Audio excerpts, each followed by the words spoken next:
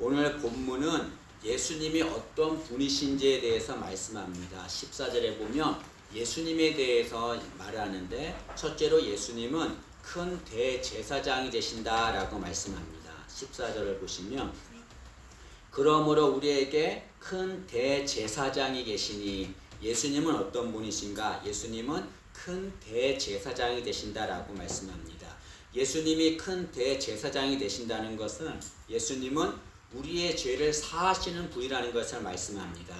이스라엘 민족에게는 대제사장이 있었습니다. 그런데 오늘 본문에는 예수님은 뭐라냐면 그냥 대제사장이 아니라 큰 대제사장이다 라고 말씀합니다. 크다라고 하는 것은 위대하다는 말이거든요. 그래서 이 말은 예수님은 인간 대제사장보다 위대하신 제사장이라는 것을 말씀합니다. 왜 예수님이 인간 대제사장보다 위대하신 대제사장이십니까? 그 이유는 인간 대제사장은 인간의 죄를 사할 수 없지만 예수님은 인간의 죄를 사할 수 있기 때문에 그렇습니다. 여러분, 대제사장이 하는 일이 무엇입니까?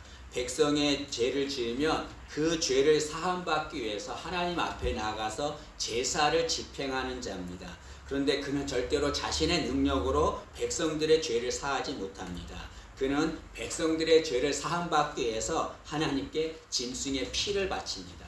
그럼 하나님이 백성의 죄를 사하지요. 그런데 예수님은 어떠십니까? 큰 대제사장이 되시는 예수님은 직접 죄를 사하십니다. 인간 대제사장은 짐승의 피를 드림으로 죄 용서를 받았지만 예수님은 직접 자신이 십자가에서 피 흘려 죽으심으로 인류의 죄를 사하셨습니다. 예수님이 십자가에서 다 이루었다라고 말씀하시고 돌아가셨습니다. 여기 다 이루었다라고 하는 말은 내가 죄를 모두 해결했다 그런 말이죠. 온 인류의 모든 죄를 예수님이 십자가에 피 흘려 죽으심으로 다 해결해 주셨습니다. 이처럼 예수님은 우리의 죄를 사하시는 큰 대제사장이 되십니다. 또한 예수님은 어떤 분이시냐면 예수님은 승천하신 분이십니다. 이어서 보시면 승천하신 이라고 말하는데 예수님은 승천하신 분입니다. 예수님이 승천하셨다고 하는 것은 예수님은 우리를 하나님께로 인도하시는 분이라는 것을 말씀합니다. 예수님이 승천하셨다는 것은 하나님께로 가셨다는 것을 말씀합니다. 예수님이 하나님께로 가셨다고 하는 것은 우리를 하나님께로 인도하시는 분이라는 것을 말하죠. 여러분, 인간의 능력으로는 절대로 하나님께 갈 수가 없습니다. 여러분, 성경에 승천한 사람이 나오는데 예수님 말고 구약에 엘리야 선지자도 나옵니다. 그도 승천한 사람입니다. 그런데 엘리야 선지자는 자신의 능력으로 승천한 것이 아닙니다. 그는 하나님께서 승천하게 하셔서 승천한 거죠. 예수님은 자신의 능력으로 승천하신 겁니다.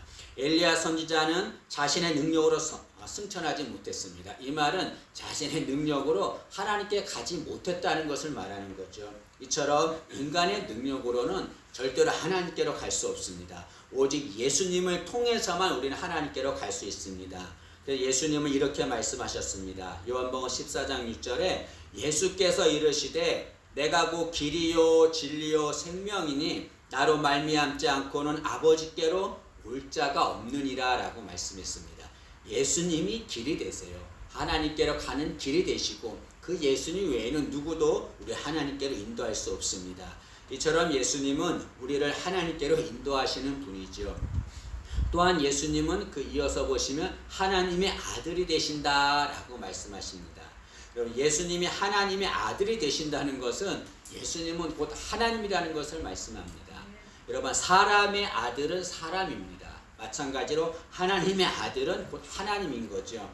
예수님의 제자인 빌립이 예수님 우리에게 하나님을 보여주세요. 하나님을 보여주면 더 바랄 것이 없겠습니다 라고 말합니다.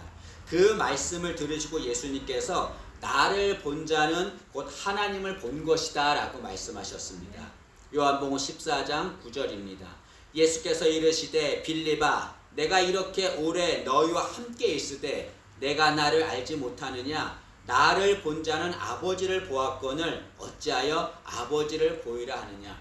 빌립이 예수님 우리에게 하나님을 보여주세요 라고 말하자 예수님이 빌립아 나를 봐라. 내가 곧 하나님이다. 나를 보면 하나님을 본 것이다 라고 말씀합니다.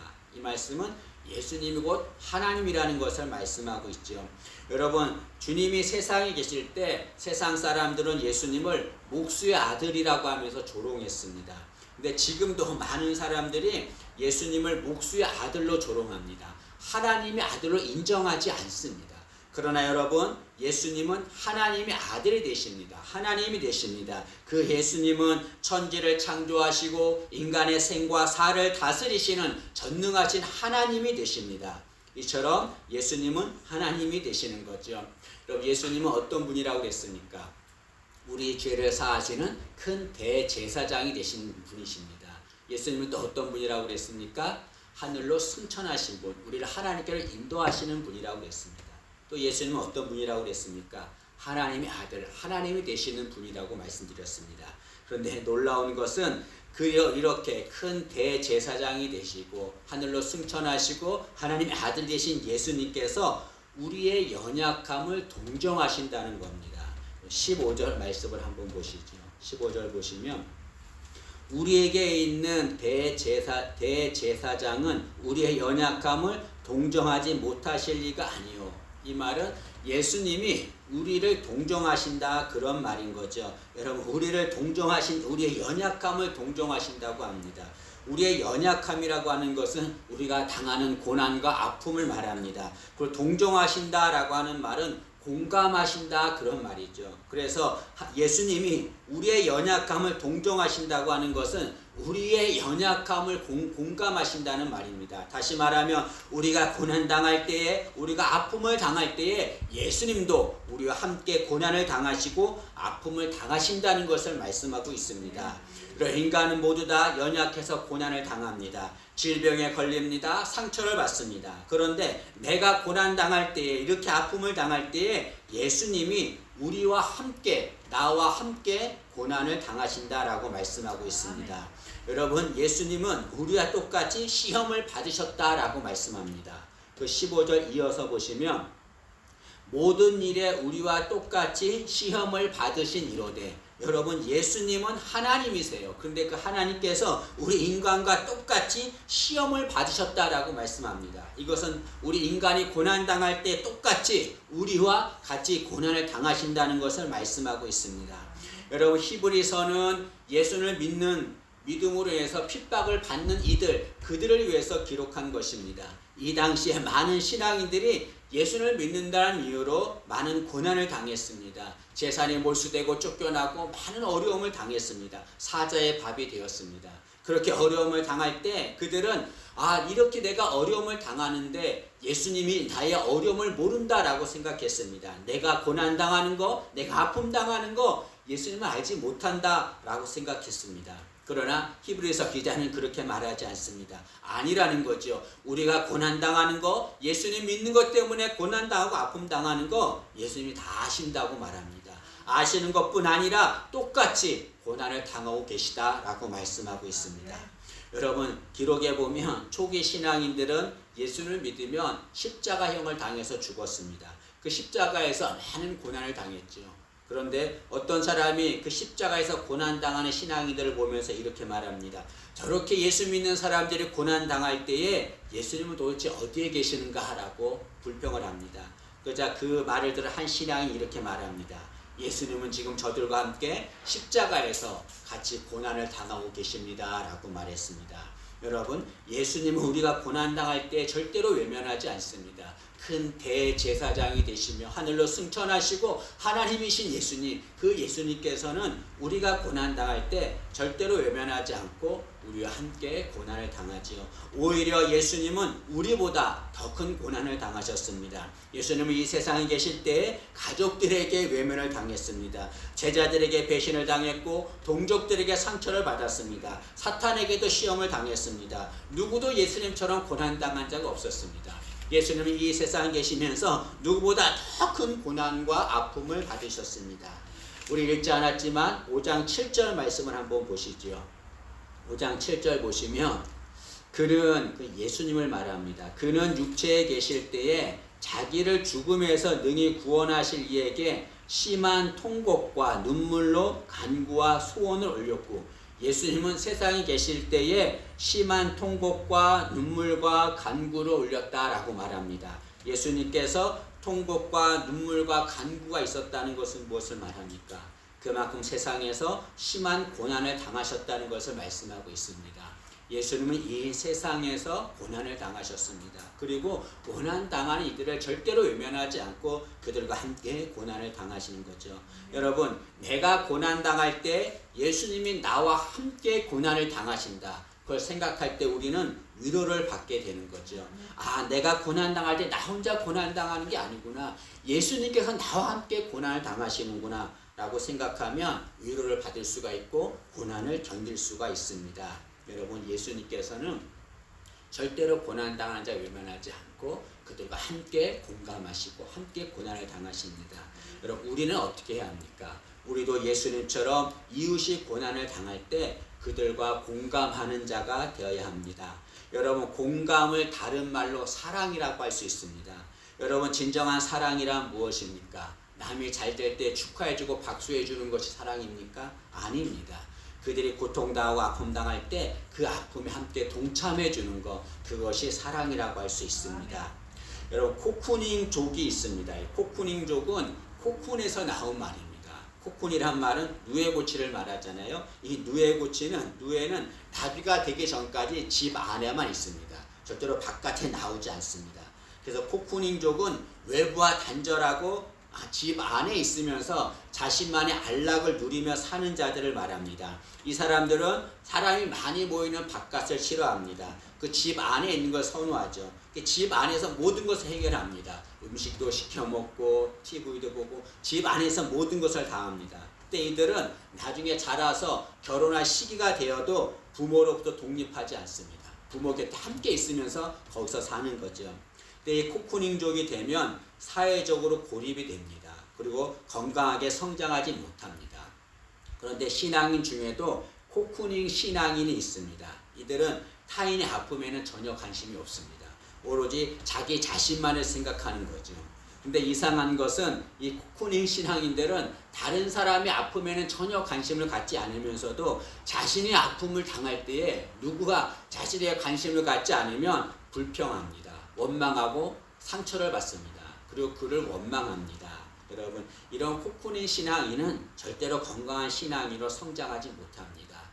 이웃과 함께 공감하고 그들과 함께 어울리는 그런 신앙인이 건강한 신앙인이 되어야 되는 거죠. 로마서 12장 15절 말씀입니다. 즐거워하는 자들과 함께 즐거워하고 우는 자들과 함께 울라라고 말씀하고 있습니다. 누군가 즐거워하면 함께 즐거워하고 누가 아픔을 당하면 함께 울면서 그들의 아픔에 동참하는 자가 되어야 합니다. 이렇게 공감하는 자가 되어야 될 줄로 믿습니다. 그런데 놀라운 것은 이렇게 우리의 연약함을 동정하시는 예수님께서 그것을 함께 바라만 보고 계시는 것이 아니죠. 그 고난에 동참하는 것으로만 끝나지 않고 그렇게 연약한 자에게 은혜와 긍휼을 베푸신다는 것입니다. 여러분, 우리는 어려움을 당할 때 주님의 긍휼과 은혜가 아니면 살아갈 수 없습니다. 때문에 우리는 늘 주님의 긍휼과 은혜를 받아야 합니다. 그래야 살아갈 수 있습니다. 너무나 연약하기 때문에 주님의 긍휼과 은혜 아니면 살아갈 수 없습니다. 그런데 여러분, 주님이 주시는 그 긍휼과 은혜를 받기 위해서 우리가 해야 할 것이 있다라고 본문은 말씀합니다. 그것이 뭐냐면 은혜의 보좌 앞으로 나가는 것입니다. 우리 16절 말씀을 보시죠. 16절 말씀 보시면 그러므로 우리는 긍휼하심을 받고 때를 따라 돕는 은혜를 얻기 위하여 은혜의 보좌 앞에 담대히 나아갈 것이니라. 여러분, 예수님께서는 연약한 자들을 동정하십니다. 그들의 아픔에 함께 공감하십니다. 함께 고난을 당하세요. 그럼 그것을 끝나지 않고 그들에게 그 어려움을 이길 수 있도록 긍휼과 은혜를 베풀어 줍니다. 우리는 그 긍휼과 은혜를 받아야 돼요. 그런데 그 긍휼과 은혜를 받기 위해서 우리 해야 할 것이 무엇입니까? 은혜의 보좌 앞으로 나가야 된다라고 말씀합니다. 은혜의 보좌란 무엇을 말합니까? 긍휼과 은혜가 흘러나오는 보좌를 말하죠. 그 보좌 앞으로 나아가면 우리는 긍휼과 은혜를 받을 수가 있습니다. 특히 오늘 본문 16절에 보면 은혜의 보좌 앞으로 나아갈 때 담대히 나아가라 라고 말씀하고 있습니다. 여기 담대히 나가라는 것은 무슨 말입니까? 두려워하지 말고 나가라는 것을 말합니다. 어느 때든지 두려워하지 말고 담대히 나가라는 거죠. 여러분, 구약에서는 백성들이 하나님 앞에 나갈 때 그냥 나오지 않았습니다. 두려움을 갖고 나갔습니다. 그리고 그들은 하나님 함부로 나갈 수가 없었습니다. 그들이 하나님 앞에 나갈 때는 꼭 대제사장을 통해서만 나갔습니다. 대제사장만이 그 백성들의 문제와 죄를 가지고 예수님 하나님이 계신 그 지성소 안으로 들어갔죠. 근데 대제사장도 아무 때나 그 지성소에 들어가지 못합니다. 1년에 한 번 대속죄일에 그 하루에만 그 지성소 안에 들어갈 수 있습니다. 그 대제사장도 그 지성소 안에 들어갈 때 자기 몸을 청결하게 하고 거룩하게 하지 않으면 죽임을 당했습니다. 때문에 대제사장도 하나님께 나갈 때 두려운 마음을 가지고 떨면서 나갔지요. 잘못하면 죽임을 당할 수 있으니까. 그렇게 구약에서는 하나님 앞에 나갈 때 두려운 마음을 가지고 나갔습니다. 그런데 예수님께서 우리가 하나님 앞에 두려움 없이 담대하게 나갈 수 있도록 은혜를 베풀어 주셨습니다. 예수님께서 십자가에 달려 죽으셨습니다. 예수님이 죽으시자 어떤 일이 일어났습니까? 성전의 휘장이 위에서부터 아래로 찢어졌습니다. 이 성전의 휘장은 성소와 지성소 사이에 있는 휘장입니다. 이 휘장을 지나야 지성소 안으로 들어갈 수 있습니다. 그런데 이 지성소 안으로 들어가는 휘장이 찢어졌습니다. 무엇을 말합니까? 누구나 지성소 안으로 들어갈 수 있다는 것을 말합니다. 두려움 없이 누구나 어느 때든지 아무나 그 지성소 안으로 들어갈 수 있습니다. 예수님께서 그렇게 담대히 은혜의 보좌 앞으로 나갈 수 있게 만들어 준 거죠. 여러분, 그런데 많은 사람들은 그 은혜의 보좌 앞으로 나가지 않습니다. 그것은 정말 어리석은 겁니다. 왜냐하면 그 은혜의 보좌 앞으로 나가지 않는다는 것은 주님이 주시는 긍휼과 은혜를 스스로 포기한다는 것을 말하기 때문에 그렇습니다. 얼마나 어리석습니까?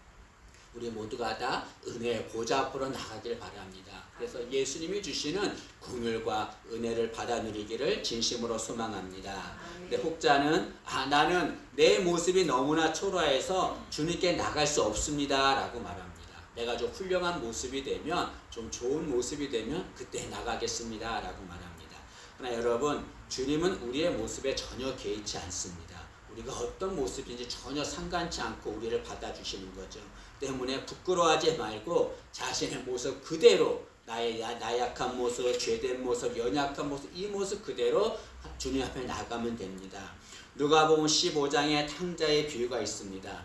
둘째 아들이 아버지 재산을 가지고 먼 곳에 가서 허랑방탕하게 살았습니다. 재산이 다 사라졌습니다. 먹을 것이 없어서 돼지들이 먹는 쥐연 열매조차 먹을 수가 없게 되었습니다. 그는 아버지를 생각하면서 아버지께 돌아가려고 했습니다. 아버지 집에 가서 종으로라도 살면 굶어 죽진 않겠구나. 아버지 집으로 갑니다. 아버지 집으로 가는 그 탕자의 모습이 어떻습니까? 좋은 모습입니까? 뼈만 남은 아주 보기 부끄러운 모습이겠죠. 부끄러운 모습, 그런 모습입니다.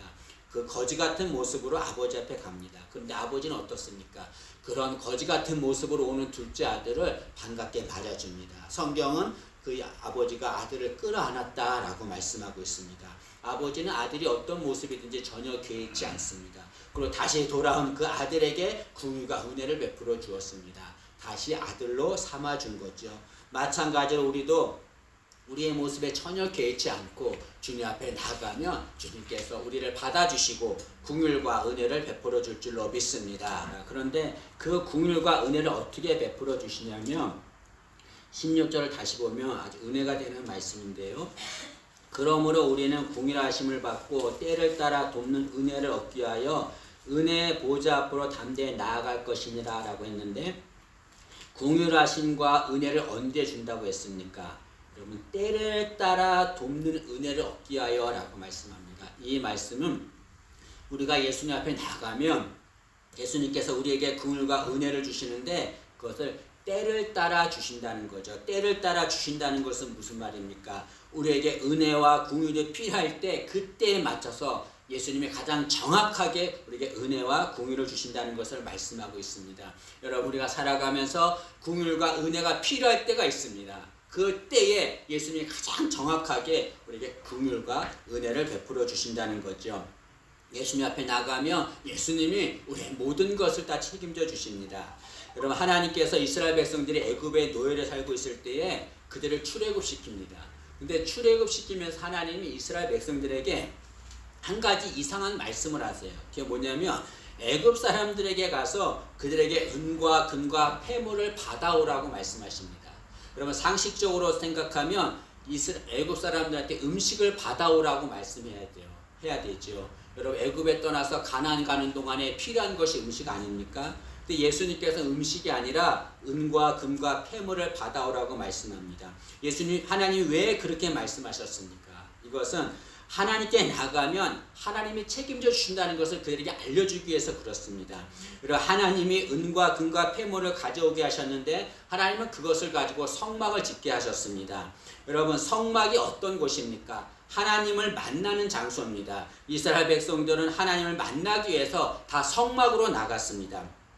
이스라엘 백성들이 하나님 만나기 위해 성막으로 나가자 하나님이 어떻게 하셨습니까? 이스라엘 백성들에게 필요한 모든 것들을 다 채워주셨습니다. 그들에게 생수를 주셨고 만나를 주셨고 메추라기를 주셨습니다. 성경에 보면 이스라엘 백성들은 광야를 지나는 동안 단 한 사람도 굶어 죽는 자가 없다라고 말씀했습니다. 그들의 신발이 헤어지지 않았다고 말씀했습니다. 이스라엘 백성들이 하나님 앞에 나아가자 하나님께서 그들에게 필요한 모든 것들 다 채워주신 거죠. 마찬가지로 우리가 하나님 앞에 나아가면, 은혜의 보좌로 나아가면 예수님께서는 우리에게 가장 정확한 때에 긍휼과 은혜를 베풀어 줄 줄로 믿습니다. 여러분, 지금 은혜의 보좌가 우리를 기다리고 있습니다. 그 보좌 앞에 나아가 긍휼과 은혜 받기를 진심으로 소망합니다.